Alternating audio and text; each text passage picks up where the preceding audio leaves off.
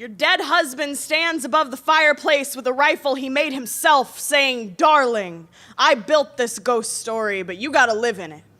It is 1866, and the Winchester rifle is the best thing to happen to warfare and the worst thing to happen to Mary Winchester. But she won't know it until she's spinning a house into a catacomb resting place for all those dead soldiers come to take their pound of flesh from the Winchester name.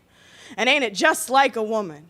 Paying for the sins of the man she fell in love with, digging out of his grave with her own 2 hands. So she moves out west, builds a house and never stops building, and it's all yellow and stairs and doors to nowhere. She's trying to outrun the ghosts her husband left for her, but she was never any good at running. So she runs stairs straight up into a redwood ceiling, climbs out one window and in through another one, hopes all that haunting will get lost in here. When my boyfriend stacks his depression on top of me, I order 13 new rooms to hold the ghosts of his anger in, pack a little more scaffolding into my skeleton, and build this brick and mortar of a body bigger. Mary commissions the most beautiful stained glass window and hangs it in a place where no light comes in. And in this way, we understand one another.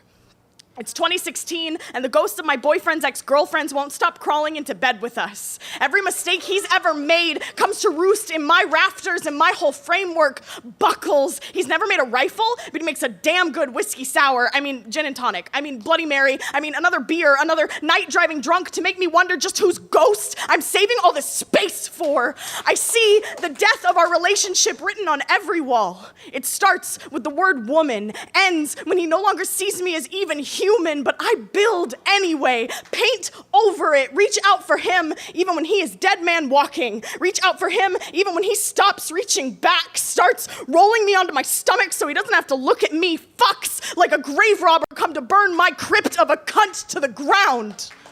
And again, he names me woman without asking, brands girl into my skin like I am fresh off the production line, doesn't care for what's beyond my body so long as he can be buried inside of it, takes his pound of flesh.